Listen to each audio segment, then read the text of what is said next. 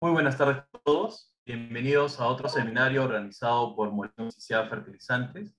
Quien les saluda es Marco Valdivia Guamán, representante del área técnica, y en nombre de la compañía les doy la cordial bienvenida. Hoy desarrollaremos el seminario web titulado Manejo de suelos tropicales en el Perú, que será disertado por el doctor Oscar Loli Figueroa, quien es docente principal de la Universidad Nacional Agraria La Molina, especialista en suelos y nutrición mineral de plantas, y el magíster en ciencias, el ingeniero Edgardo Luna Gutiérrez, gerente técnico de Molinos Ciciá Fertilizantes. Bien, para que conozcan un poco a la compañía, Molinos Ciciá es una empresa 100% peruana dedicada a la importación, formulación y comercialización de fertilizantes de alta calidad. En la imagen pueden observar que contamos con una amplia variedad de fertilizantes, los cuales están agrupados en 4 líneas. Entre ellos, los genéricos, mezclas, solubles y foliares. Desde nuestra creación en 1994, ya más de 25 años, buscamos posicionarnos como una empresa que apoya el sector agrícola de nuestro Perú, así también a otros países como el país hermano de Bolivia, mediante la exportación de nuestros fertilizantes. Contamos con 7 sucursales a nivel nacional para atender las necesidades de nuestros clientes, agroindustria y agricultores en todo el territorio peruano. En la imagen observamos cómo es la importación de los fertilizantes que llegan al Perú desde otros países por medio de los buques mercantes a nuestros puertos. Estos son descargados, posteriormente envasados, almacenados y distribuidos a nivel nacional. Molinos Ciciá importa fertilizantes de empresas líderes en producción de fertilizantes a nivel mundial, con el compromiso de ofrecer productos de la más alta calidad. Entre nuestros principales proveedores están Haifa de Israel, Mosaic de Estados Unidos, Advancix también de Estados Unidos, Descenderlo de Bélgica, Campotex de Canadá e Inofos de México. Muy bien, a continuación presentaré a nuestro primer expositor, el doctor Oscar Loli Figueroa. Él es ingeniero agrónomo egresado de la Universidad Nacional Agraria La Molina. Obtuvo el grado de doctor en suelos y nutrición mineral de plantas por la Universidad de Sao Paulo, de Brasil. Actualmente se desempeña como docente principal del Departamento de Suelos en la Universidad Nacional Agraria La Molina. Cuenta con publicaciones científicas en los principales repositorios a nivel mundial y cuenta con más de 27 años de experiencia en proyectos de investigación. Doctor Oscar Loli, buenas tardes, bienvenido. ¿Qué tal? Buenas tardes con todos. Gusto estar acá delante de ustedes de forma virtual para poder conversar un poco sobre los suelos de selva. ¿Sí? Correcto, doctor. El sistema, en realidad, consiste en desarrollar todo lo que tengo preparado y posteriormente vendrán las preguntas. A mí me gusta intercambiar opiniones con el público, pero en este caso no hay ningún problema. Lo dejamos para el final. ¿Sí? Correcto, doctor. Entonces procedo a ceder la pantalla mencionando a todos los que están conectados en la plataforma de Zoom que pueden dejar sus comentarios en el icono de preguntas y respuestas, y en el caso de Facebook pueden dejar sus consultas en los comentarios. Estas serán atendidas al término de la presentación. Bien, doctor Oscar Loli, le cedo la pantalla. Perfecto, gracias.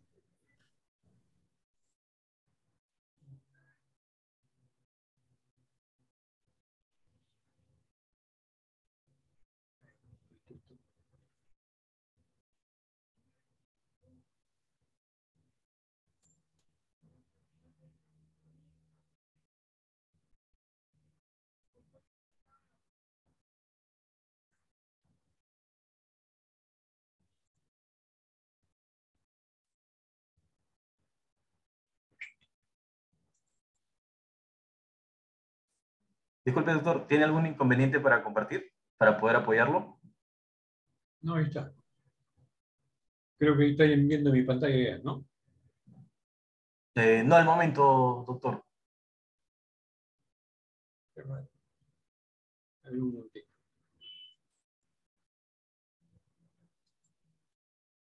Espérate un ratito porque Sí, no se preocupe. Acá lo esperamos.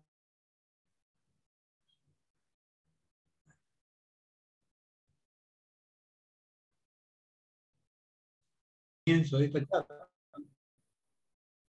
y ojalá que sea de provecho para ustedes. Entonces, en realidad hay problemas cuando los suelos son ácidos en general. Hay problemas serios, principalmente con la disponibilidad de nutrientes, las condiciones en las cuales están esos suelos y el grado de explotación. Les digo, y como apertura de esto, mucho, y he sido testigo también en forma presencial, mucho se habla, por ejemplo, si en los bosques están creciendo plantas de 30 metros de altura más, entonces el potencial nutricional que tienen esos suelos son elevados. Y hay un craso error. El otro problema es, los suelos de selva tienen alto contenido de materia orgánica como suelo. Error. Porque la materia orgánica se encuentra en la parte superficial. Y conforme va llegando al suelo, se va mineralizando. Entonces, esas plantas altas están creciendo en función de la materia orgánica que se ha mineralizado, se ha destruido. Lo cual me está indicando de que no queda nada para el suelo. Incluso ustedes mismos, si son de selva, ustedes saben, para preparar un vivero, ¿de dónde sacan la materia orgánica? ¿No la sacan de la capa superficial del suelo? En los primeros 5 o 10 centímetros, de ahí sacan ese suelo negro que hay ahí en la parte superficial, ¿verdad? Y eso lo utilizan para llenar y hacer su vivero, principalmente. Entonces, esa es una de las características que hay. No hay materia orgánica y el potencial nutricional de esos suelos normalmente es bajo. Vamos a ver un poco de eso, ¿no? Entonces,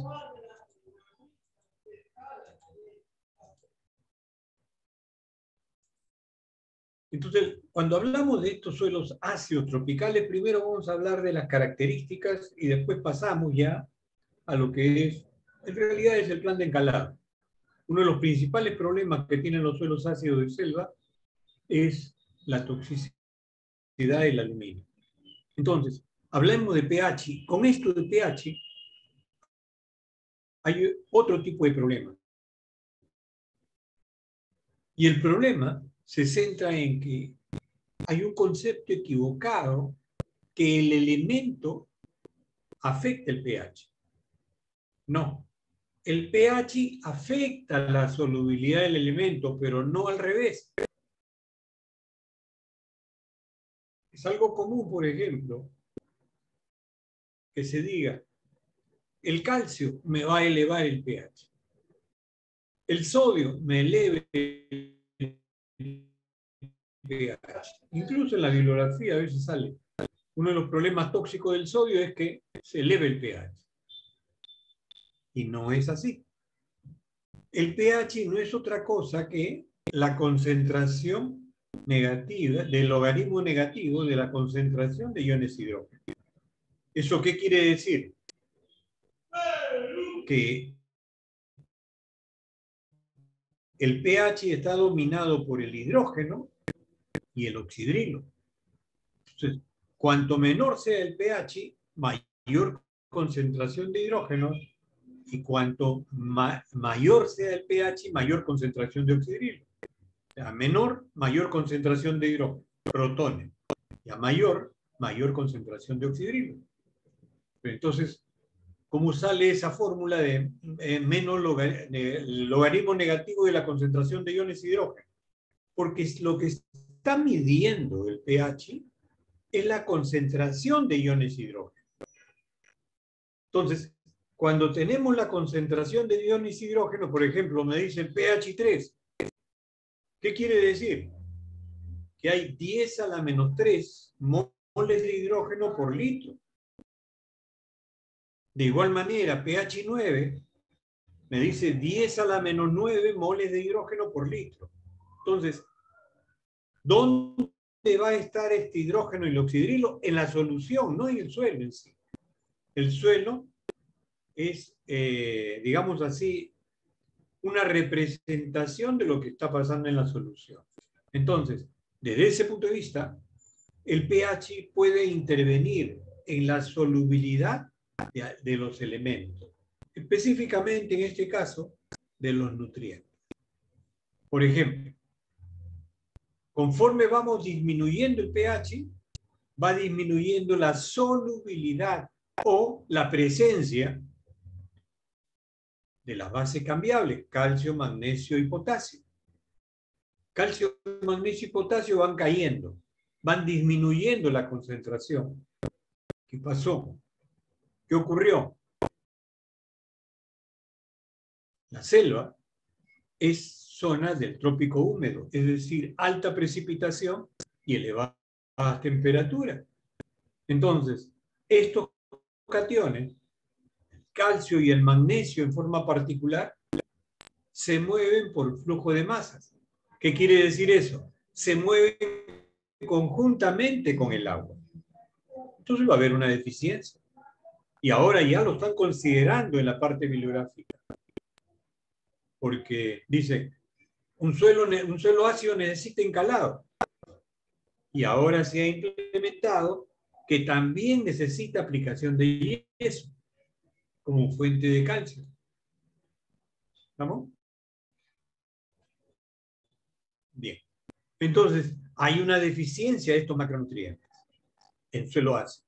Por otra parte, el fósforo puede estar interaccionando porque a menor pH se ha solubilizado el aluminio. Al solubilizarse el aluminio, este puede reaccionar con el fósforo. Forma un compuesto de menor solubilidad. O con el hierro. Forma compuestos de menor solubilidad. Y por último, ese fósforo es un anión y puede ser capturado por el complejo de cambio, capacidad de intercambio aniónica. Fuertemente retenido el fósforo. De igual manera pasa con el molibdeno. El molibdeno se absorbe como molibdato, MoO4 con 2 cargas negativas. Ese lo agarra fuertemente los complejos de cambio y reduce la disponibilidad del molibdeno. Vamos viendo un poquito solo la parte ácida, ¿sí? ¿Qué está pasando? Conforme se baja el pH, comienzan a solubilizarse primero a nivel del suelo, hidrógeno, protones, posteriormente viene el aluminio, y posteriormente va a desaparecer toda estructura y se van a quedar los óxidos. ¿Sí? Pero a pH bajo, fíjense, la materia orgánica es la principal fuente de nitrógeno en el suelo. ¿Sí? Dicen, el 5% de la materia orgánica es nitrógeno total. Para que ese nitrógeno pueda estar en condiciones de ser absorbido por la planta, tiene que ocurrir un proceso de mineralización. O sea, ese nitrógeno está en forma de aminoácidos, proteínas, etcétera, tiene que pasar a amonio. Y el amonio tiene que pasar a nitrato para que la planta lo absorba. Sea fertilizante orgánico o inorgánico, no hay problema. Sea el guano de isla, sea la urea, igual. Pero ese pase de amonio a nitrato lo efectúan bacterias aerobias. Bacterias aerobias. Pero a pH ácido lo que predomina son los hongos. Entonces, uno de los problemas es la mala nitrificación. Esto ya ha sido determinado por los ingleses, que en suelos ácidos la formación de nitrato a partir del amonio es lenta, es muy lenta, demora. ¿Por qué? Porque la nitrificación la hacen los hongos o microorganismos heterótrofos. ¿Sí? O sea, los mejores bacterias aerobias. Pero las bacterias en qué pH me están predominando, cercanos a la neutralidad. Estamos bajando el pH. Lo que está proliferando es los hongos, principalmente. Y los hongos pueden efectuar, pero muy, muy lentamente. Por eso que a veces se dice, le estoy aplicando nitrógeno, una urea, pero no responde mi planta, lógico, va a demorar en responder. ¿Está claro? Paralelamente a esto, hay algunos elementos que, estando en su forma cambiable, tienden a unir las partículas. El caso particular del calcio. El calcio es un elemento estructurador, forma agregado, une las partículas. Desde el punto de vista edafológico, los agregados con calcio son mucho mejores, son muy buenos para el desarrollo de los cultivos. Pero el aluminio y el hierro 3 pueden formar agregados mucho más estables al agua, estamos de acuerdo, pero la raíz no puede penetrar. Son muy duros. ¿Sí? Esa es la característica del pH. Ahora, esto es el pH, vean. pH, y acá lo tienen, ¿no? Conforme va disminuyendo el pH, se va haciendo más ácido. Y la concentración de iones hidrógeno es mucho mayor. ¿Sí? Es mucho mayor.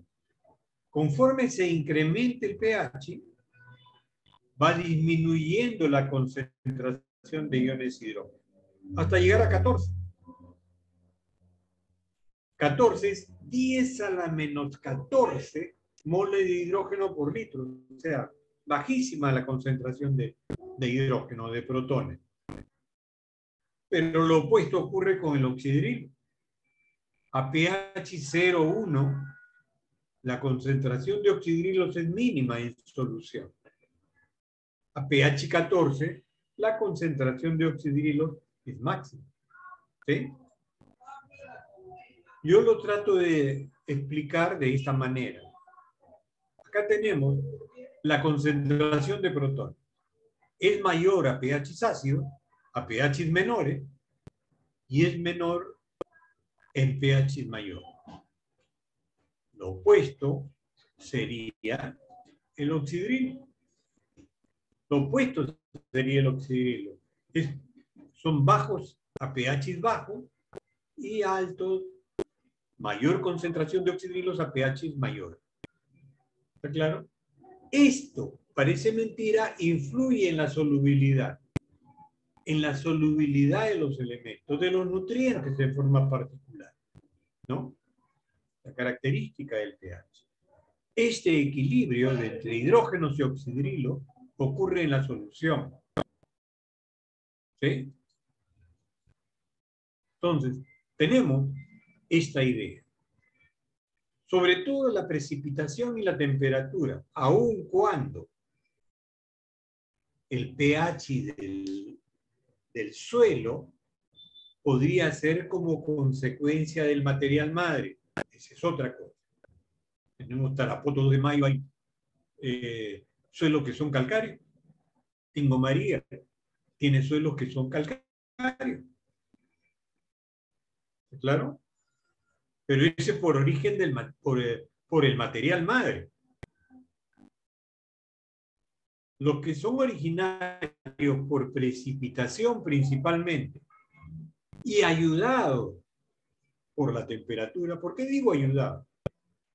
Porque la temperatura por sí sola no destruye al compuesto. Tiene que haber agua para que ocurran las reacciones, porque la destrucción del compuesto es a través de reacciones. Entonces, ¿cuál es el material originario para las reacciones? El agua. ¿Y dónde viene? Con la precipitación. Entonces, lo que hace la temperatura es duplicar la velocidad de las reacciones. Entonces, esa precipitación va a incidir sobre el suelo y va a dar una mayor concentración de iones hidrógeno. Lo lava y actúan las diferentes fuentes de hidrógeno.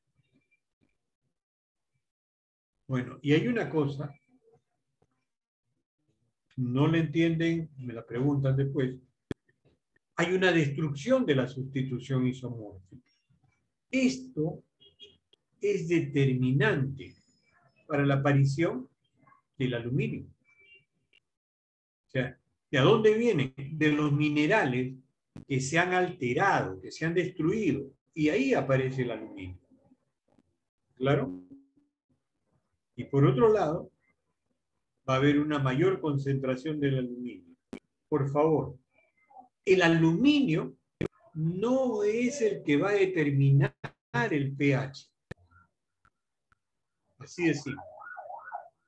Lo que pasa es que el aluminio se hidroliza, tiene esa característica como elemento. Jala moléculas de agua, primero, y después comienza a liberar hidrógeno. Entonces, el aluminio es sinónimo de mayor concentración de hidrógeno. Igual que el caso del, acá por la costa, están utilizando bastante ácido. Cuando es suelo calcáreo, necesitan aplicar mayor cantidad de ácido. ¿Por qué? Porque al descomponerse el calcáreo, libera OH. Se opone a la acción del hidrógeno. Poder tampón. ¿Está claro? O sea, tendríamos ideado este tipo de figura, este gráfico, vean. La alta precipitación va a comenzar a lavar esto. Pero ya le estoy colocando agua para que ocurran reacciones. Ha habido ya una alteración de la arcilla. La arcilla. Esta arcilla, si ustedes la ven, es una arcilla 2,1 y está pasando a una arcilla 1,1. ¿Sí? Ahí lo pueden observar. Está desnudo, sin elementos. Entonces, ¿de dónde van a sacar los elementos? De la fuente que es el suelo. El suelo puede tener diferentes compuestos que se pueden ir ionizando. Si tiene materia orgánica, va a liberar hidrógeno. Si le aplican fertilizantes, en algunos casos, va a liberar hidrógeno. Las raíces de las plantas tienen exudados, libera hidrógeno. Claro. Entonces, ya comienza. Ahora, normalmente lo que nos reportan es cuando el pH es menor de 5,5, comienza la destrucción de la estructura. ¿De qué estructura? Del tetraedro de aluminio. Comienza la destrucción. Y van liberando aluminio. O sea, automáticamente yo diría, si este fuera un suelo, tiene un pH menor de 5,5. ¿Está claro? ¿Por qué? Porque hay aluminio.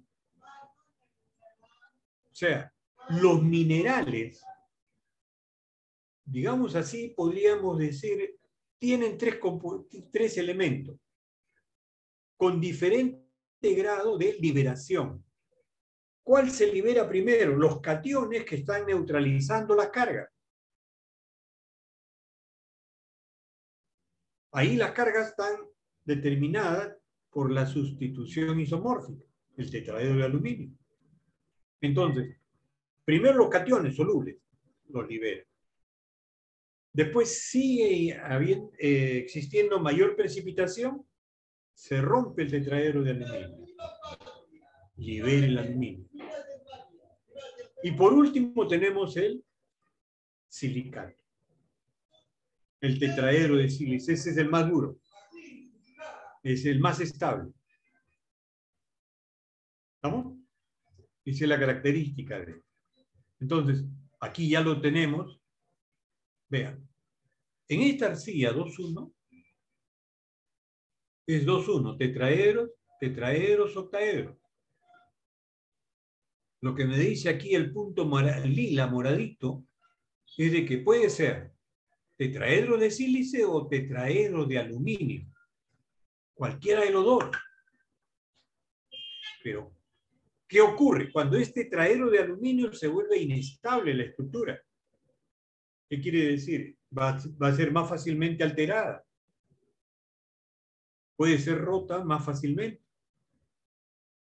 Entonces, cuando pasa a la arcilla 1,1, pH 5,5 a menos, se pierden estas sustituciones isomórficas. Por favor, la que se pierde es el tetraedro de aluminio, no el octaedro. El octaedro es la parte más estable del octaedro. Se puede perder el magnesio, el hierro que puede estar en el octaedro, acá. Pero no el aluminio. El aluminio es lo último que botan de la cantina, como se dice, ¿no? ¿Está claro? Pasa a la 1,1 y ya no tenemos sustitución isomórfica. Los tetraedros son de sílice, los octaedros son de aluminio, la parte más estable. ¿Qué pasó? Se perdieron todo esto. Algunos manifiestan, perfecto, pero si se está perdiendo, me está enriqueciendo al suelo con magnesio, hierro o los cationes solubles. Pero la precipitación sigue. Si sigue la precipitación, va a lavar. Entonces aquí le quería graficar que cuando pasa a la 1,1 va a liberar el aluminio. Estas cargas positivas van a comenzar a neutralizarse. Ya lo vamos a ver. Acá está. Vean. Se van a neutralizar con el OH. Y esto permite una liberación de hidrógeno. Esto es lo que baja el pH, no el aluminio. Esto es lo que baja el pH. ¿Sí? Vean, las arcillas no es una sola, ni dos. Es un grupo de arcillas numerosas. Diferentes arcillas. Fíjense. Acá tenemos la precipitación, de menor a mayor precipitación. Las concentraciones relativas o porcentuales de arcilla. ¿Qué es lo que me está diciendo? Esta es una montmorillonita, arcilla del tipo 2,1. Conforme incrementa la precipitación, va disminuyendo.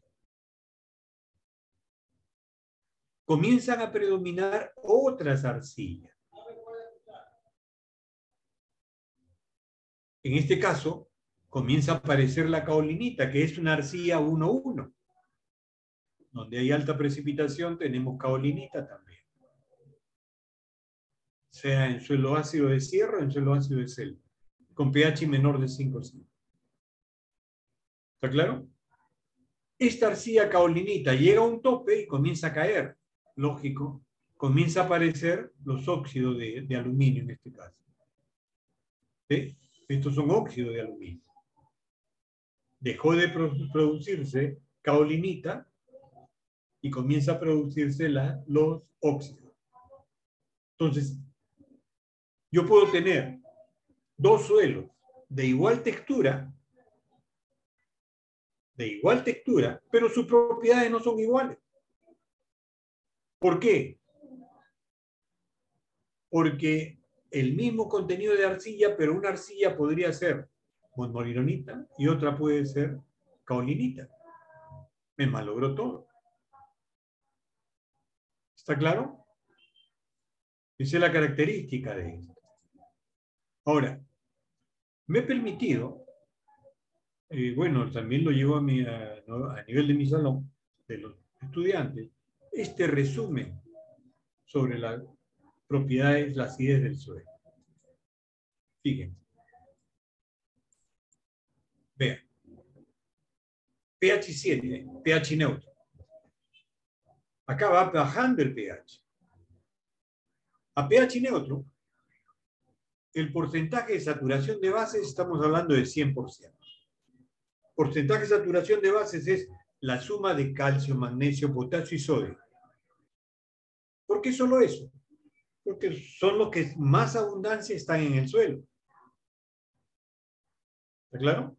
En mayor abundancia están en el suelo. Por eso es que se pone como bases. No hay ni aluminio ni hidrógeno en la parte cambiable. La arcilla, todos uno.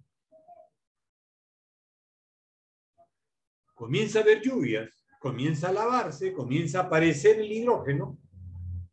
Ya tenemos suelos con pHs entre 5,5 y 7.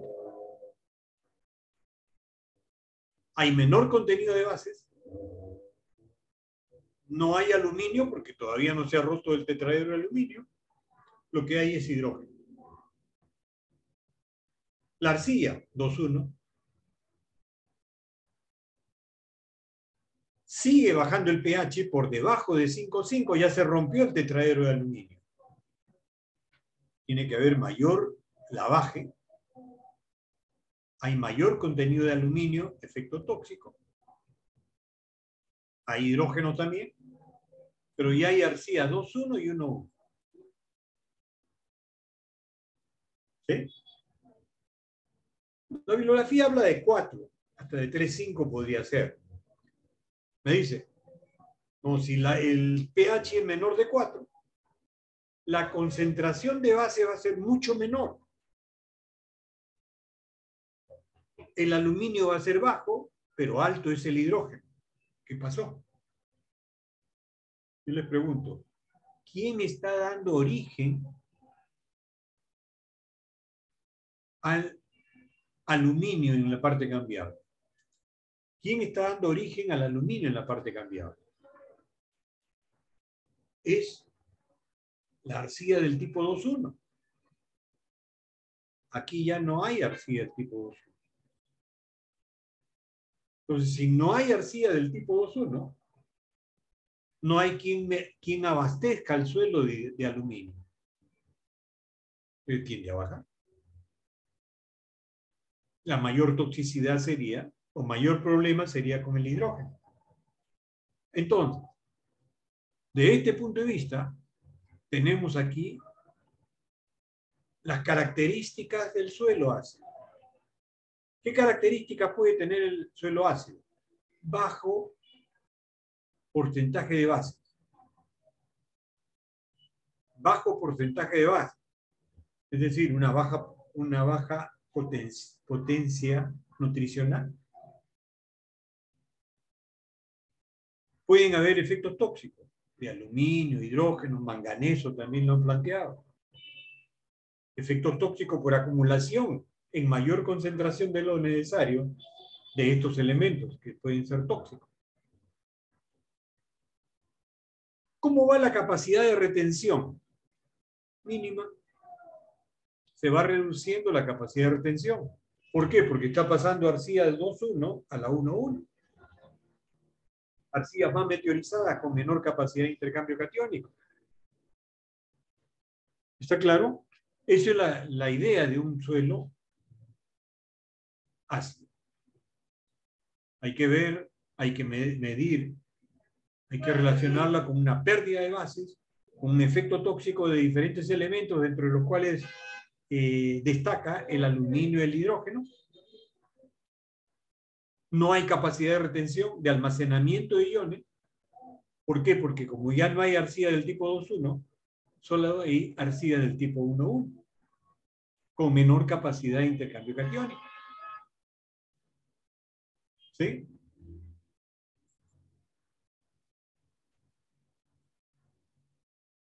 Entonces, tenemos esta figura y me va a dar aluminio. Ahora yo les pregunto, ¿de dónde toma la planta? ¿De la parte cambiable o de la parte en solución? ya sé, quisieran hablar, pero normalmente la planta va a tomar de la parte en solución. Por eso, si yo tengo acá aluminio y tengo acá aluminio, ¿cuál sería la forma del aluminio que le va a dar efecto tóxico a la planta? La que está en solución. No la de acá, la que está en solución. Pero, si está en solución, su concentración va a estar en función del contenido de humedad que tiene el suelo. Si el suelo tiene bajo contenido de humedad, de repente la concentración de aluminio es altísima.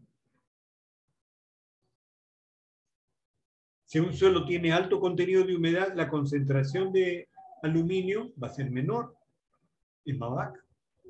Entonces, esta es la característica. La toxicidad de aluminio la da la que está en solución, un ppm en solución. Eso es tóxico.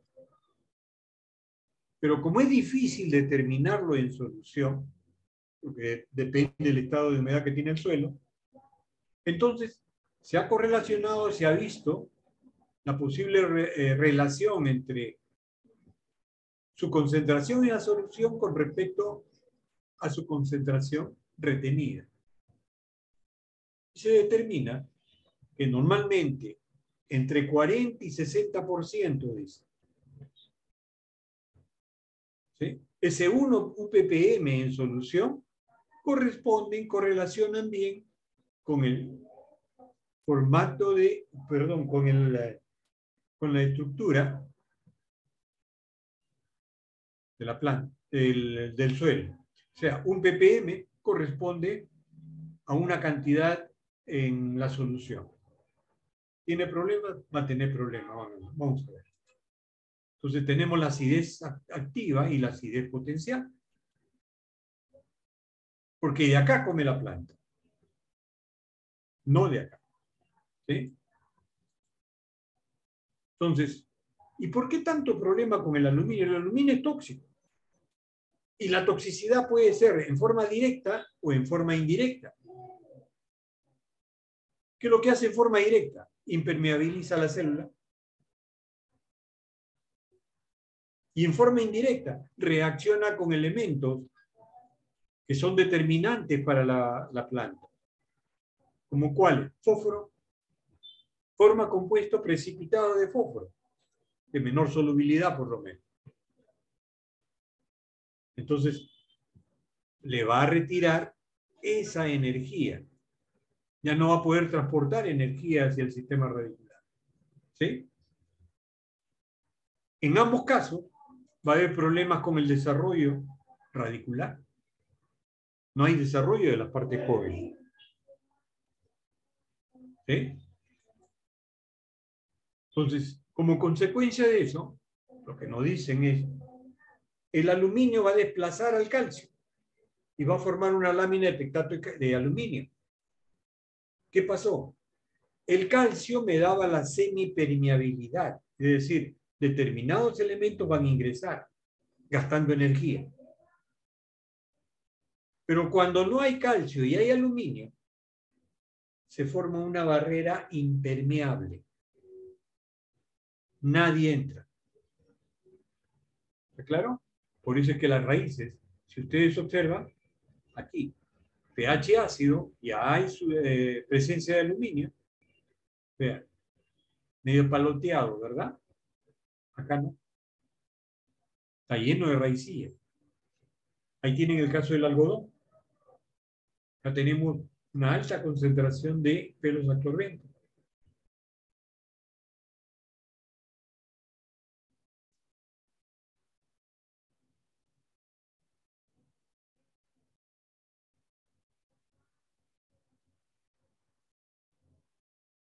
¿Sí? Entonces, no dice la bibliografía, las raíces con toxicidad de aluminio se quedan cortas y gruesas. Pueden morir, falta el vigor, pueden morir porque no tienen nutrientes, a pesar de que en el suelo puede haber. ¿Sí? ¿Ven ahí? raíces cortas y gruesas. Acá tiene, y les traje, porque para dilucidar un poco. Acá tenemos suelos ácidos. Estos dos que están aquí son suelos de Iquitos, y estos 4 que están acá son de Oxapampa. Lo he traído el profesor. El Oxapampa está un poco más alto que Iquitos. Pero vean, en este caso tenemos pH 4, máximo 5 en el caso de Oxapampa. Pero hay una cosa que nos llama la atención: las concentraciones de materia orgánica. Este es el babá. Este se cae. Es el babá. ¿Sí? Y observen ahí las concentraciones de materia orgánica. En cambio, en Oxapampa, en toda esa zona, hay acumulación de materia orgánica, alta concentración de materia orgánica. Suelos de selva son pobres. En Oxapampa, bueno, no necesariamente pobres. Tienen ahí la clase textural. Acá tenemos francos, prácticamente no varían en cuanto a las concentraciones. Pero acá tenemos franco arenoso. ¿Qué ocurre en el franco? Aquí tenemos aluminio. Y esto hay que cuidar, porque normalmente los suelos de selva son del tipo aluvial, que pueden tener discontinuidad litológica. Entonces, si hay limo, este limo le va a dar impermeabilidad. No pasa el agua a veces, o demora en pasar. Y ya me está creando problemas. Y por favor, sé que con esto mucha gente se equivoca. No necesariamente son arcillosos. ¿Sí? No necesariamente, vean ahí. No necesariamente son arcillosos. Pueden tener alta concentración de limo, sí, pero no necesariamente arcillosos. Entonces, ahí viene, y aquí hay otro problema, porque tenemos una, y esto lo he sacado directamente del laboratorio, de un laboratorio este, ¿sí? Esto es lo que le entregan al cliente. Tenemos la capacidad de intercambio catiónico de 11.2. Tengo calcio, magnesio, potasio, sodio y aluminio. Si ustedes se dan un tiempito ahí, sumen esto. No es igual a 11.2. No es igual a 11.2. Son diferentes. ¿Qué pasó? Todos, ¿no? En todos ocurre eso. Acá tengo 6, 7, 8, pónganle, ¿no? Y acá tengo 17. ¿Sí?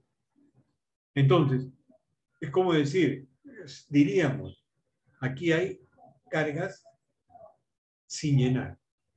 Y eso no puede haber. Siempre tiene que haber un equilibrio. ¿Cuál es el problema? Que esta SIC acá, determinada en el laboratorio, lo hacen a pH 7. Entonces puede tener el suelo pH 4.12, pero para efectos de la capacidad de intercambio catiónico, lo elevan a pH 7. ¿Qué ocurrió con si le elevo así en forma brusca? Va a haber problemas con generación de cargas negativas, mayor cantidad de cargas negativas. Se van a producir por la ionización. ¿De quién? Puede ser de las arcillas, a nivel del octaedro tienen oxidrilos, o podría ser de la materia orgánica, a nivel de los radicales carboxílicos. Se ionizan y van a generar cargas. ¿Está claro?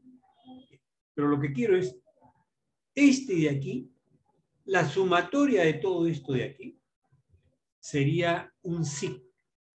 Y eso es necesario que ustedes lo coloquen al costado de la hoja de resultados. La sumatoria de todo esto. de calcio, magnesio, potasio, sodio, aluminio e hidrógeno. Porque eso constituiría la capacidad de intercambio catiónico efectivo. ¿Cuál es la importancia? Que para encontrar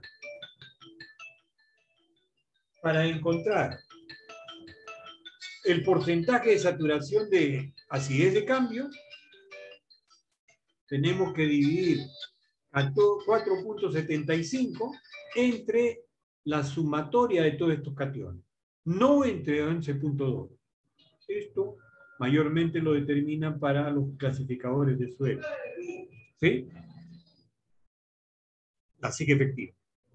Es la más real. ¿Está claro? Caramba, ya me voy apurando. Entonces, tenemos el problema. ¿Cuál es la alternativa?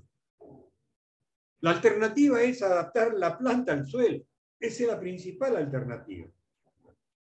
Normalmente no se debería adaptar el suelo a la planta. ¿Y por qué le digo no se debería? Porque aquí en la costa estamos haciendo eso. Estamos acidificando el suelo para poder colocar una planta que es el arándano. ¿Está claro? Estamos acidificando el suelo. Estamos cambiando todo. Entonces lo principal es adaptar la planta al suelo. A través del mejoramiento se logra eso. Y hacer modificaciones ligeras, breves, con la finalidad de poder reducir el efecto tóxico principalmente. Entonces, ahí tenemos, por ejemplo, ¿no? Aquí tenemos el aluminio y este es el rango de aluminio que soporta el cultivo. Tenemos la diferencia para ver cuánto es lo que está sobrando y cuánto tenemos que aplicar. Me dice, hay que ponerle 1.8 salina. O sea, esta es una fórmula. Acá tienen otra fórmula. Se modifica esta, ¿no? Y hay todavía otra modificación. ¿Sí? Entonces, en Brasil, Man Ray, él plantea esta fórmula, es en función del porcentaje de saturación de bases. Él manifiesta, o manifiestan ahí, porque este es el Embrapa. ¿Cuál es el porcentaje de saturación de bases óptimo? Dicen 80%. Menos el porcentaje de saturación de bases del suelo. Es bien relativo. Yo tengo, pongámosle algo supuesto. Tengo 100% de sodio.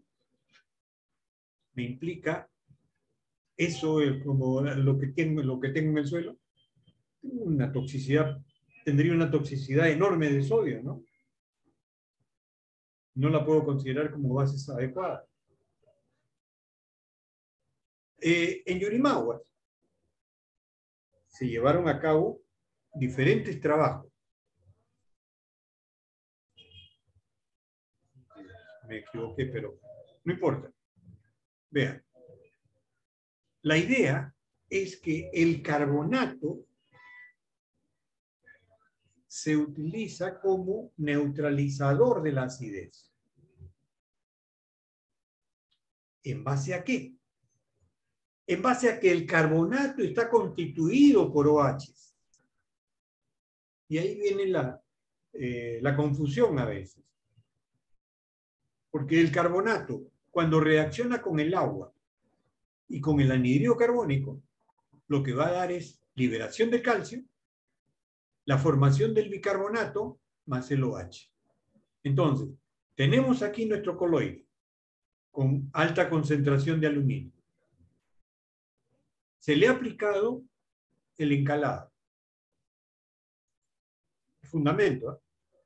¿Qué cosa es lo que va a hacer el calcio? El calcio, conjuntamente con el agua, van a desplazar a todos estos cationes. Esto va a producir de que el coloide teóricamente debería ser neutralizado con calcio y acá tenemos los cationes. Todos los que estaban acá están pasando a solución. ¿Sí?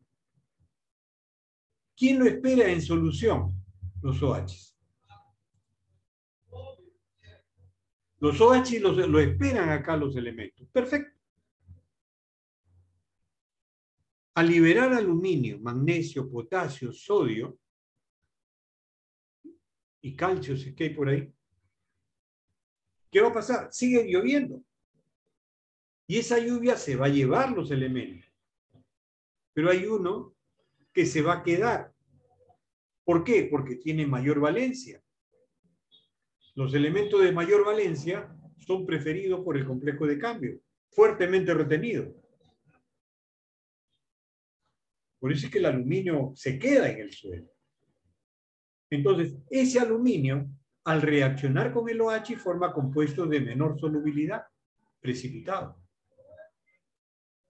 ¿Claro? Yo lo que le llamaba hace un momento su atención era porque han producido, porque los colegas en la selva a veces nos dicen, no, nosotros los forestales no utilizamos carbonato ni aplicamos fertilizante porque es contraproducente. La planta se intoxica. ¿Y qué cosa ha ocurrido? Lo que se ha observado. Aplican, por ejemplo, un cloruro de potasio. El cloruro de potasio, con agua, se van a solubilizar. Liberan potasio y cloro. Tenemos el coloide. Este coloide va a dar origen a esto. ¿Sí? Con la liberación del aluminio. ¿Quién reacciona con el aluminio? El cloro. El cloruro de aluminio es mucho más soluble. Entonces, ¿qué cosa es lo que he hecho? ¿Precipitar el aluminio? No. Lo que he hecho ha sido incrementar el aluminio en solución. Ya no hay aluminio de repente en el complejo de cambio, pero el aluminio que estaba en el complejo de cambio ha pasado a solución. Entonces la toxicidad va a ser mayor. Hay que tener cuidado. ¿Sí?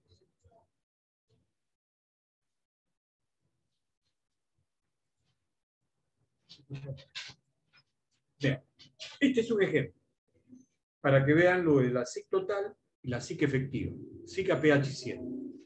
Acá tenemos. Antiguamente se hablaba de ultisoles en Pucallpa, ¿no? Pero vean, el pH inicial del suelo, 4.9. La sumatoria de todos estos cationes, 5.17. SIC efectiva. La SIC determinada al pH de la muestra del suelo, a pH 4.9. Bien. Se le aplica cal, 4 toneladas por hectárea. Al aplicarle la cal, 4 toneladas por hectárea, incremento el pH. ¿Por qué incremento el pH? Porque ya el aluminio me dejó de producir hidrógeno, por una parte. Lo precipito. Y aparte le estoy aplicando OH. Se eleva el pH. Pero, ojo, al incrementar el pH, observen aquí. La SIC se incrementa. Le da oportunidad a mayor cantidad de carga negativa por ionización. Y eso va a permitir una mayor retención de cationes, de bases, con reducción del aluminio. ¿Está claro? Lo que le decía hace un momento. En el Perú se ha realizado trabajo. Esto ha sido en Yurimaguas. Fue Campra que hizo sus trabajos experimentales. Y después de una serie de trabajos, él llega a la conclusión de que no se puede utilizar un solo factor. Vean, se parte del principio de que en química hay igualdad entre equivalentes químicos. Entonces, un miliequivalente de carbonato de calcio debería neutralizar a un miliequivalente de aluminio. Así de simple. Pero en el suelo hay materia orgánica. Poca, pero hay. o alta, pero hay. Entonces, cuando quiero neutralizar el aluminio, le pongo ahí el carbonato, el suelo va a comenzar a reaccionar botando hidrógeno. Se opone a ese cambio del pH. Poder tampón le llamamos. Entonces, Camprad determina, de acuerdo al poder tampón, el suelo arenoso tiene poca materia orgánica, le ponen 1.5.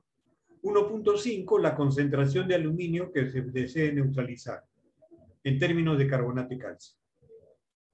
2 por la concentración de aluminio que se desee neutralizar en términos de carbonato y calcio. Aquí arcilla. Aquí arcilla con alto contenido de materia orgánica. ¿Sí?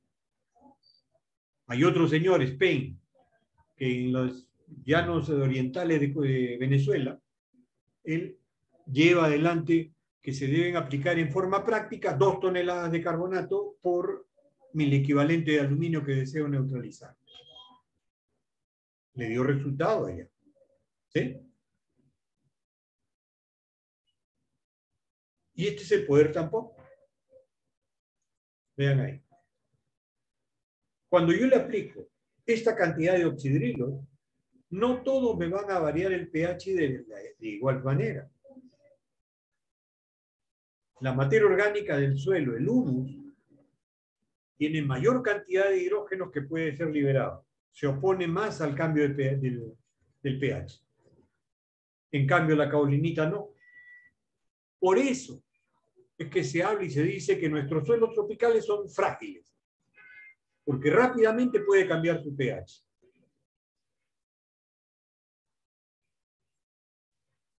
Y aquí les traigo algunos datos sobre las concentraciones de saturación de aluminio soportada por algunas especies.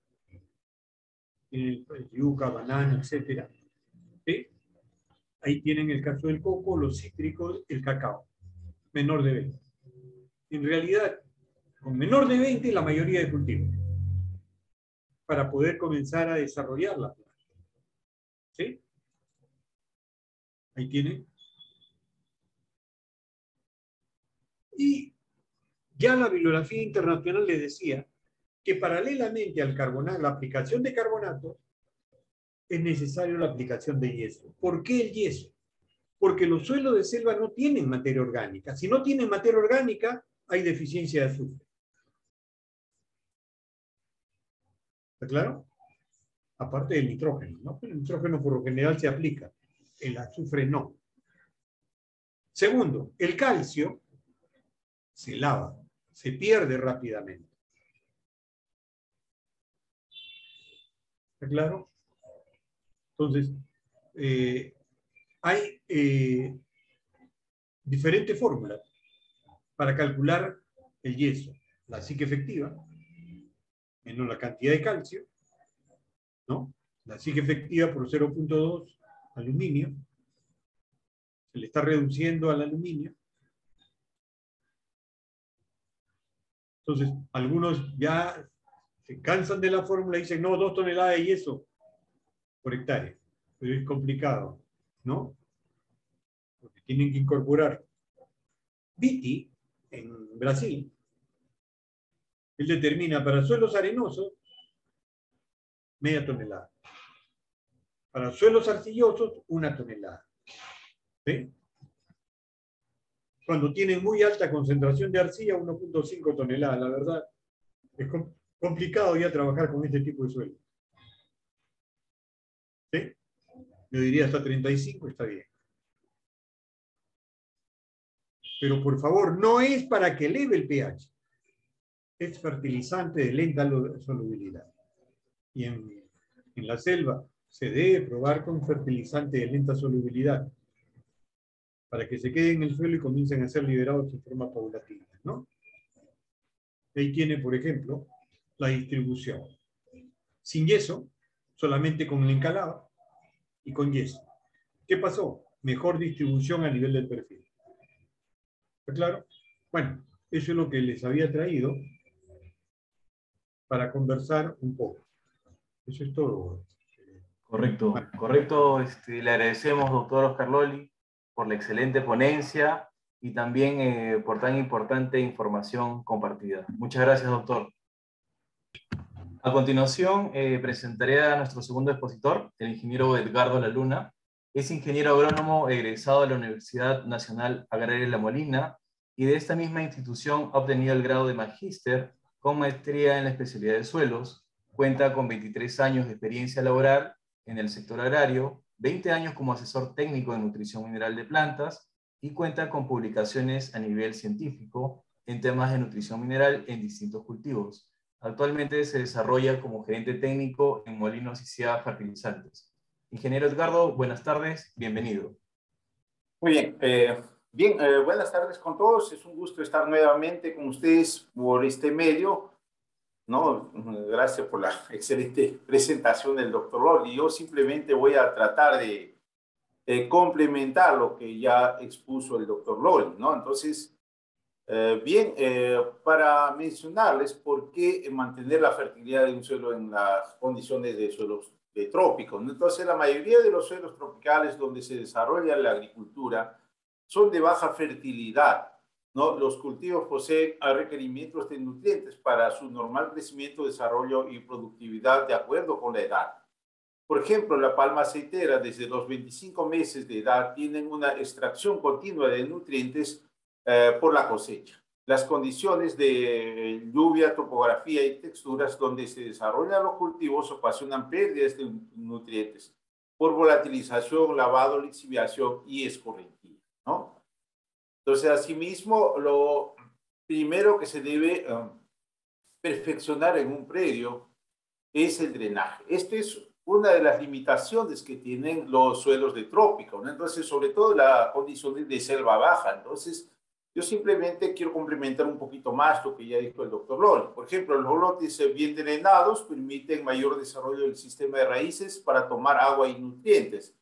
Permite la mecanización, la cosecha, mejora la distribución y colocación de la materia orgánica, disminuye la severidad del ataque de hongos y mejora la recuperación de plantas afectadas. Y mismo incrementa la eficiencia de la nutrición, permite hacer mejor supervisión y mayor actividad de microorganismos benéficos. El drenaje es seguro en la plantación. Vean ustedes aquí como ven, ¿no? O sea, si uno tiene que tratar de tener los drenajes debido a que en las condiciones de trópico muchas veces hay precipitaciones muy excesivas, ¿no? Pero muy puntuales. Entonces, justamente eso va a generar inundaciones en algunos lotes y por esa razón la importancia de los drenajes. Por ejemplo, aquí los suelos con necesidades de mejorar los drenajes, ¿no? Suelos con problemas de drenaje, veamos esto de acá, ¿no? Estas imágenes, vean ustedes, ¿no? Y aquí, ¿no? Suelos ya con mejoramiento de los drenes. Y veamos aquí ahí el desarrollo de las raíces, ¿no? Justamente esto es lo que al final nos está indicando el manejo adecuado del cultivo que estamos llevando adelante, ¿no? Entonces, donde vemos raíces significa de que hay buen manejo y obviamente mejor productividad de los cultivos. Entonces aquí, por ejemplo, el efecto del nivel de agua en cantidad y calidad en el sistema de raíces, vean ustedes aquí, ¿no? Suelo aeróbico, es decir, un suelo bien drenado, un suelo intermedio y aquí un suelo con mal drenaje, ¿no? Entonces, si no hay desarrollo de raíces, simplemente no va a haber una buena productividad. Por esa razón es que nosotros necesitamos mejorar un poco el tema de la propiedad física. Por eso el drenaje, la falta de drenaje causa mayor huellas, retrasa la cosecha, reduce los rendimientos, más susceptibilidad de enfermedades, menor eficiencia en la nutrición. Y obviamente aquí igual para el tema de movilizar las cosechas o hacer las labores agrícolas, también pasa a ser una dificultad bastante seria. ¿Okay? Diagnosticar adecuadamente la acidez de la toxicidad de aluminio en los suelos. Entonces, de esto ya habló no en detalle el doctor Loli, por eso comprobar en el campo otros limitantes, por ejemplo, de las condiciones físicas, como acabo de mencionar, las condiciones del desarrollo de raíces, tratar de hacer una calicata y evaluar el desarrollo de las raíces, identificar los horizontes con acumulaciones de arcillas y planear un muestreo. Puede ser por horizontes o análisis de suelos y evaluar el nivel de pH, aluminio, hierro, etcétera, etcétera, ¿no? Entonces, estas son las condiciones de suelos de trópico, donde vemos aquí, no sé si logran apreciar, ¿no? Nosotros hicimos un primer análisis aquí en la parte superficial, en el primer horizonte, y esta parte nos daba un valor como que de 4.53, ¿no? Que era esta parte de aquí, la parte más orgánica, y la parte inferior nos daba una reacción de 4.82. Entonces la pregunta es, ¿no? ¿Por qué la diferencia en cuanto al pH en la parte superior, donde hay más materia orgánica, había una mayor acidez? Por eso, ¿no? Para entender un poquito el tema o el comportamiento de la nutrición, es importante pues tener estos diagnósticos. Y aquí justamente otro diagnóstico de un suelo, y esto es una información bastante reciente, ahora del mes de noviembre del año pasado. Veamos, esto es igual en la zona de Campo Verde, en Ucayali. Entonces vemos, aquí olvidé de cambiar el pH, mil disculpas. Aquí el pH era 3.64, ¿no? Entonces aquí un poquito miramos el nivel de pH. El pH era 3.64. Veamos aquí el tema de las sales, no hay problema de sales, era de una textura franca, teóricamente un buen suelo, bien drenado. Y el nivel de fósforo, vean ustedes, 4 ppm, es un nivel muy bajo. Y aquí pasamos a un poquito a mirar lo que decía el doctor Loli, ¿no? Entonces veamos, por ejemplo, el nivel de calcio, ¿no? 0.85, magnesio 0.41, potasio 0.09 y sodio 0.26, y la acidez cambiable, es decir, aluminio más hidrógeno, 2.18. La CICE o la CIC efectiva era 3.79. Asimismo, se analizó el tema de los microelementos, y si nosotros miramos un poquito los rangos, por ejemplo, para el caso del hierro, 162.75. Esto aparentemente también puede estar generando una toxicidad, ¿no? Aparte del aluminio, el hierro es otro elemento que puede afectar también el desarrollo de los cultivos. Entonces, el nivel de cobre estaba bien, pero aquí el nivel de zinc, veamos, ¿no? Entonces está en menos de 1. Este valor debe estar entre 1 a 2 ppm, pero aquí yo tenía 0.62, que es un valor muy bajo, al igual que el boro. Entonces, estos dos elementos sí lo requerimos para el normal desarrollo de los cultivos, de cualquier cultivo que estemos manejando. En este caso era una plantación de palma aceitera. Entonces, estos microelementos influyen mucho, por ejemplo, en el cuajado de los frutos. Por esa razón es que necesitamos incorporar cantidades suficientes para poder tener una buena cosecha, ¿no? Por eso es necesario un poco mirar el tema de los microelementos. Sin embargo, el tema del hierro, por un tema de pH, era bastante bajo. Repito, aquí hay un error, esto era 3.64. Y cuando miramos aquí los porcentajes de calcio de las bases cambiables, lo que comentaba el doctor Lorin, ¿no? Vemos que aquí el calcio tenía tan solo el 22%, el magnesio 10%, el potasio 2.37%, era un nivel bastante bajo, ¿no? Y la acidez cambiable 57%, ¿no? Entonces, este suelo hay que tratar de manejar, y de acuerdo a la fórmula que sugería el doctor Loli, entonces aquí habría una necesidad de aplicar carbonato de calcio al 85% de pureza de 2 toneladas como mínimo, ¿no? Entonces, esto es una manera de interpretar y de recomendar, digamos, las enmiendas en calantes. Esto para el caso de palma aceitera, de esto también mencionaba el doctor, ¿no? Entonces, si utilizamos la fórmula aquí, vemos el tema del cultivo, y esto va a variar de acuerdo al cultivo que queremos manejar. Luego, el tema de la degradación de los suelos. Este es un suelo que inicialmente es un suelo fértil, pero en la medida que el suelo se va a degradar, lo que decía el doctor Loli, ¿no? Entonces empieza a perderse algunos elementos.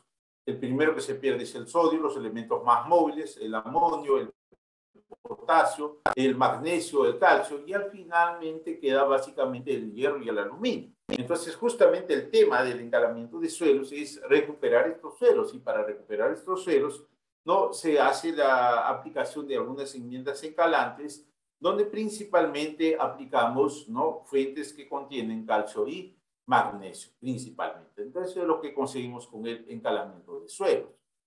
Por eso aquí igual el tema de la disponibilidad de los elementos está en función del pH.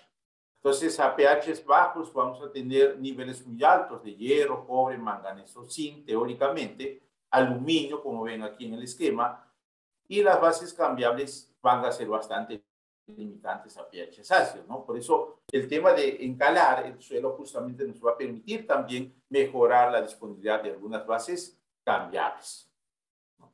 Por eso aquí, en resumen, por ejemplo, la reacción del pH y la materia orgánica baja de los suelos de trópico, si uno mira el esquema, vean ustedes, ¿no?, aquí la concentración. Entonces, normalmente los suelos de trópico, pues, tienen niveles muy bajos de materia orgánica y esto tiene mucha correlación con el tema del pH.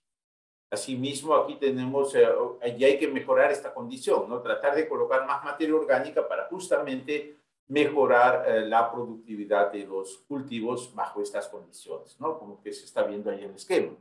Asimismo, el tema del pH y la acidez intercambiable. Vean ustedes aquí, no la concentración, aquí por un lado, aquí el tema del pH, aquí la acidez intercambiable, y más o menos nos encontramos en estos puntos.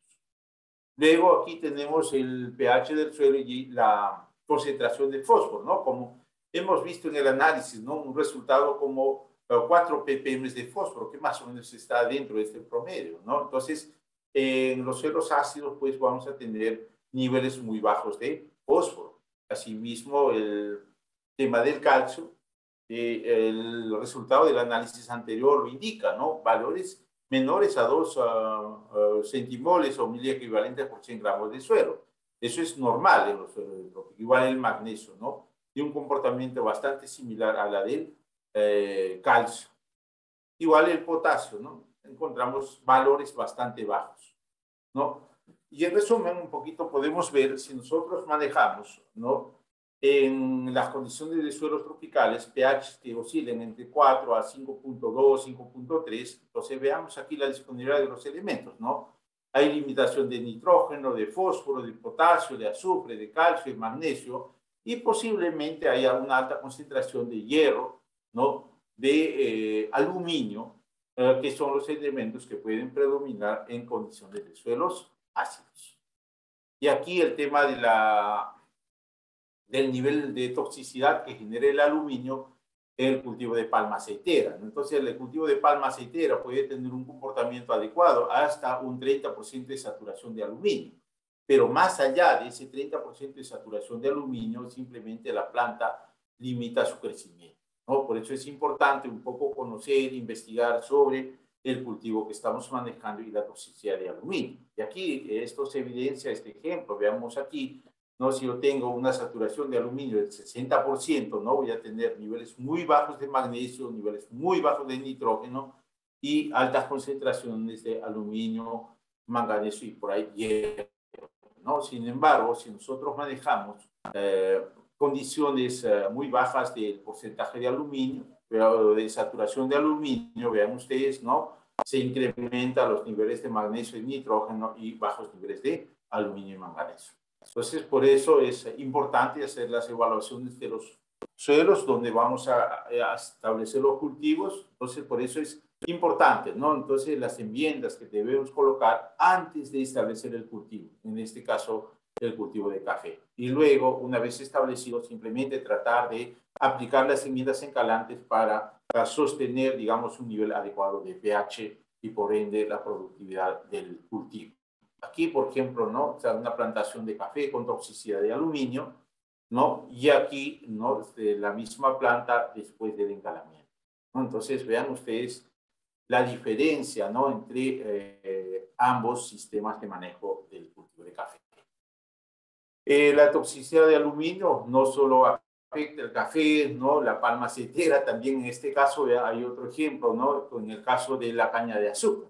Vean ustedes, ¿no?, aquí cuando tenemos niveles adecuados de calcio, ¿no?, el gran desarrollo de la cabellera radicular. Sin embargo, cuando hay niveles excesivos de aluminio, no hay desarrollo de raíces. Y justamente esto viene o corrobora lo que decía el doctor Rolli, ¿no? Las raíces se engrosan, y eso es lo que estamos observando aquí, ¿no? Y la plantación en campo lo miramos así.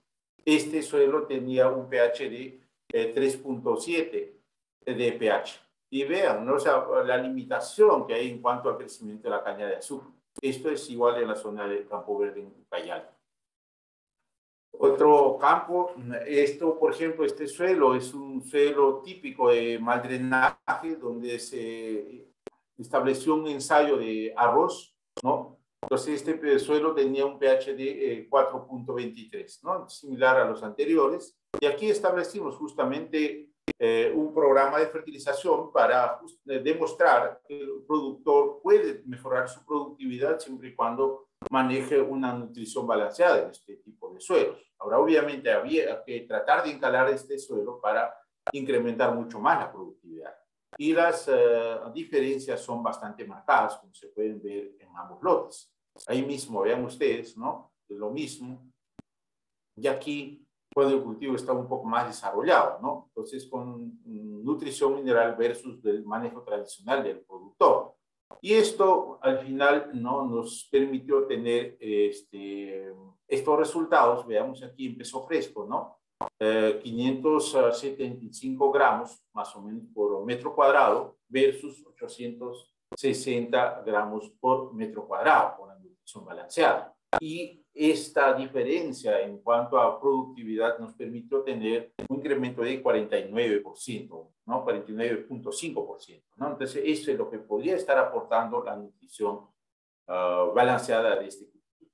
Asimismo, veamos aquí un poco las imágenes, ¿no? Lo que pasa que en el caso del productor, vean ustedes, inclusive el tema de las enfermedades afecta significativamente la calidad de la cosecha, pues que se lo puede observar en esta imagen de acá. A diferencia del tratamiento, ¿no? O nutrición balanceada, veamos aquí, ¿no? O definitivamente tenemos granos mucho más sanos y con mejor llenado, ¿no? Entonces, estas son las ventajas que nos permite la nutrición balanceada del cultivo, ¿no? Asimismo, aquí otro ensayo en palma aceitera, ¿no? Estas tres plantas tienen la misma edad. Entonces, hay situaciones en las cuales el productor simplemente establece el cultivo y los deja ahí, ¿no? Y no hay ningún tipo de nutrición. Sin embargo, cuando uno hace la nutrición balanceada desde el establecimiento del cultivo, vamos a tener un gran desarrollo de la plantación. Por eso es necesario, ¿no? Primero hacer el estudio de suelos, luego hacer una nutrición balanceada para el cultivo que estamos llevando adelante. Esto es otro ensayo con un suelo de la zona de Tocache, en San Martín. Hicimos una prueba justamente de comprobación, ¿no? De lo que estamos hablando en la teoría. Tuvimos un tratamiento 1, que era el testigo absoluto, el suelo tal cual, tratamiento 2, solo NPK, tratamiento 3, solo dolomita, de acuerdo a las fórmulas, tratamiento 4, solo materia orgánica, es decir, ácidos húmicos en este caso, tratamiento 5, el NPK más dolomita, tratamiento 6, NPK más materia orgánica, tratamiento 7, NPK más materia orgánica más dolomita, y el tratamiento 8 era NPK más materia orgánica más dolomita y yeso. Y veamos aquí los resultados, ¿no? Entonces, esto se llevó con un cultivo de cebada, variedad centenario, y ahí están los resultados, ¿no? Entonces, es evidente los resultados que estamos mostrando. Es lo que decía la teoría, esto es el testigo absoluto, este es solo con NPK, y este solo con dolomita. Entonces, por más que apliquemos solo NPK, no logramos despegar la productividad. Necesitamos el acondicionamiento del suelo, ¿no? Entonces, y aquí vienen un poquito las mejoras. Vean ustedes, el NPK más dolomita tampoco no fue una buena opción. Y aquí empieza un poco la mejora, ¿no? NPK más la materia orgánica, y aquí NPK más materia orgánica más dolomita, vean ustedes. Y aquí el NPK más materia orgánica, más dolomita, más yeso agrícola. Entonces, este tratamiento es el que nos permitió tener el mejor resultado, ¿no? Entonces, por eso es importante el tema del manejo del terreno, ¿no? Entonces, uno a veces establece el cultivo, hace una nutrición solo con NPK, que no es suficiente. Entonces, de acuerdo a los resultados que hemos estado observando, ¿no? Hay niveles muy bajos en NPK, sí, pero también el nivel de materia orgánica es muy bajo. También hay un problema de acidez. Entonces, el manejo tiene que ser integral, ¿no? Por esta razón es que tenemos este resultado. Si uno quiere hacer sostenible los terrenos, hay que hacer todo el acondicionamiento de los campos, ¿no? Finalmente, aquí el tema de la toxicidad de aluminio, ¿no? Esto es parte del ensayo que hicimos, ¿no? Durante esta época de pandemia. Y vean, este es el resultado de la toxicidad de aluminio, ¿no? Lo que estamos viendo en las imágenes, ¿no? Ahí veíamos que no crecía la raíz y esta es la consecuencia, ¿no? De lo que genera una toxicidad de aluminio. ¿Okay? Bueno, eso era lo que yo quería compartir con ustedes. Muchísimas gracias. Muy agradecido y estaríamos atentos a las preguntas. Gracias. Muy amables. Correcto, ingeniero Edgardo. Le agradecemos por la excelente ponencia y también por la información compartida. Ahora sí, pasaremos a la ronda de preguntas. Bueno, aquí iniciamos.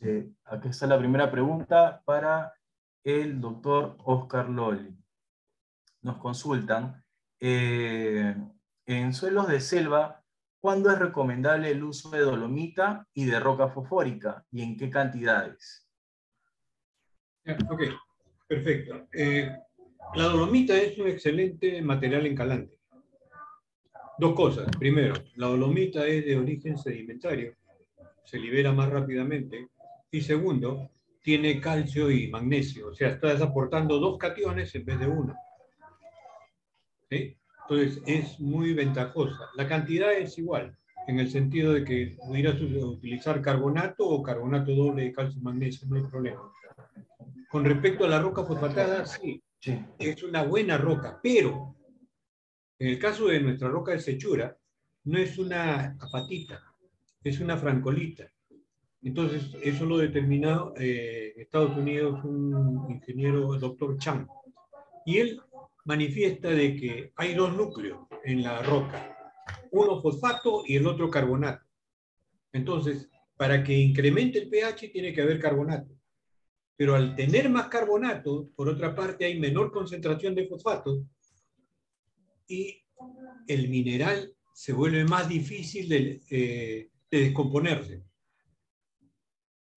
No sé si me dejo entender. Va a ser más difícil que se descomponga. Entonces se va a quedar más tiempo en el suelo. Por eso, normalmente hay un incremento del pH, sí, pero que viene acompañado con una liberación de fósforo. El incremento del pH no es muy significativo, que digamos. ¿Sí? Más efecto tiene la dolomita o el carbonato. No sé si con correcto. Eso Sí, doctor Loli, más bien muchas gracias por su respuesta, está bastante claro.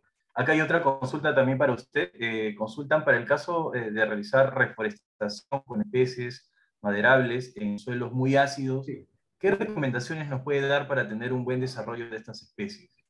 Ya, hay dos cosas. Uno, hay que ver el comportamiento de la especie en sí. Estaba respondiendo por el WhatsApp, pero hay que el comportamiento de esa planta para trabajarla. Puede ser con aplicación, de todas maneras tiene que ser en el momento de trasplante. Y ahí se le tiene que aplicar normalmente un compost, una materia orgánica estabilizada, con carbonato de calcio, y se le podría aplicar de fondo la roca fosfatada. La roca fosfatada, como es de lenta solubilidad, va a ser a lo largo del establecimiento del árbol. ¿Sí? El establecimiento del árbol. En Pucallpa dio muy buenos resultados en las aplicaciones de compostaje. Ellos le llamaban humo de lombriz. Bueno, también puede ser el humo de lombriz, pero humo de lombriz que mejore las propiedades del suelo, ¿no? Es decir, que le den de comer a la lombriz compost. Porque normalmente lo que es estiércol de lombriz, no es humus. ¿Sí? No sé si está satisfecho o hay alguna otra observación. Sí, correcto, ingeniero. Más bien, muy agradecido. Okay. Bien, acá hay otra consulta para el ingeniero Edgardo Alaluna. Consulta, ¿cuál Perdón, es...? a mí me disculpan, yo me voy a retirar, ¿sí? Ya, correcto, doctor, más bien. Muchas gracias. Ok, Gracias. Edgardo. Chao. Listo, ingeniero. Gracias. Gracias, doctor. Listo, acá hay otra consulta para el ingeniero Edgardo. Mencionan cuáles son las fuentes más recomendables de enmienda para neutralizar la acidez, entre cal viva, carbonato de calcio, dolomita o roca fosfórica para suelos ácidos. Bien, y el tema de la roca fosfórica creo que ya el doctor Loli aclaró. En el caso de las enmiendas, ¿no? Entonces hay que mirar un poquito el tema de los balances, por eso es necesario tener el análisis de suelos. Entonces, de acuerdo a los balances, normalmente, ¿no? Los suelos de trópico tienen problemas muy serios con la carencia de calcio y magnesio. Entonces, por esa alternativa de utilizar, por ejemplo, la dolomita más yeso es una excelente alternativa para. Y eso justamente lo demostramos con el ensayo que hicimos también, ¿no? Entonces, si aplicamos los dos juntos, creo que vamos a tener el mejor resultado. Por esa razón, yo sugiero, no, primero mirar un poco el tema del balance nutricional que hay en el suelo de acuerdo a eso. Ahora, obviamente, si hay el hidróxido de calcio, por ejemplo, es una excelente alternativa, ¿no? Entonces hay una reacción bastante rápida, pero es solo calcio. Pero si el suelo necesita calcio más magnesio, la mejor opción sería la dolomita. Pero si la necesidad es mayor de calcio, pues el hidróxido es una excelente alternativa. Pero en esto también hay que aclarar, ¿no? A veces la fuente que estamos recomendando está bien, pero hay que ver el tema de la molienda. Eso es un punto que por falta de tiempo ya no lo hemos mencionado, pero es fundamental no tratar de aplicar materiales no bastante finos o pasados por mallas muy finas de 200, 300 mesh, y estas van a tener mejores resultados que aquellos productos que están pasados por mallas mucho más gruesas, ¿no? Eso es otro punto importante a considerar. Correcto, ingeniero. Gracias por su respuesta. Acá hay otra consulta. Mencionan a cuántos días de realizado el encalado se puede efectuar la aplicación de fertilizantes al campo. Mira, normalmente la reacción demora unos 2-3 meses, entonces más o menos el tiempo prudente para hacer la aplicación del fertilizante, ¿no? Entonces, 2 meses mínimo habría que dejar que reaccione y después de eso hacer la fertilización, ¿no? Ese es más o menos el tiempo que uno debe considerar, pero nunca aplicar en conjunto, ¿no? La aplicación de la enmienda más el fertilizante, porque eso va a afectar, digamos, la eficiencia de la fertilización. Pero 2 meses o más es prudente. Correcto. Gracias, ingeniero Edgardo. Acá también nos consultan si es permanente el efecto del encalado en suelos ácidos. Perdón, no sé si puedes repetir la pregunta. Sí, correcto. Mencionan si es permanente el efecto del encalado de suelos ácidos. Entiendo de que si se mantiene por mucho tiempo, ¿no? Por varios años. No, eso no es así, porque en el caso de los suelos es un tema dinámico, siempre hay un poder buffer del suelo. Entonces, un encalado dura aproximadamente unos 3 años, 3, 4 años. Después de 3, 4 o 5 años, hay que volver a hacer el encalamiento de suelos. Por eso es importante monitorear. O sea, no hay un tiempo, digamos, constantes, ¿no? Hay que ir monitoreando para poder sostener el pH adecuado de acuerdo al cultivo que estamos manejando. Por eso, no un encalado más o menos dura unos 3 años o 4 años, y después de eso hay que volver a hacer el encalamiento, porque, repito, no hay un poder buffer del suelo, y eso hace de que el pH nuevamente vuelva al pH inicial. Por esa razón que hay que tratar de monitorear, y de acuerdo a eso, bien a los 3 años o al 4.º año, tratar de colocar algo más de enmienda para sostener el pH en el nivel que deseamos. Correcto, ingeniero. Vamos con 2 preguntas más. ¿Cómo influye el pH en la presencia del cadmio y qué soluciones tiene para disminuir su concentración en los productos, por ejemplo, el cacao? Bien, nosotros hemos estado viendo los resultados de acuerdo al pH. Siempre hay un pH ideal para cada elemento. Entonces, si justamente el cambio está dentro de un pH deseado para la mayoría de los elementos, lo que queda ahí es tratar de colocar de repente algunas fuentes que contrarresten el efecto activo del cadmio. ¿no? Entonces, si yo tengo un nivel alto de cadmio, entonces tratar de colocar más calcio, más magnesio, más zinc o más hierro para de alguna manera inhibir la absorción del cadmio. Ahora, en esto también es importante, por eso yo justamente el ensayo que hice era con ácidos húmicos. Entonces, el tema del biochar, creo que de eso en otras conferencias ya hablamos, no trata de neutralizar o inhibir la asimilación de cadmio por parte de la planta. Entonces, ya es un trabajo integrado que hay que hacer.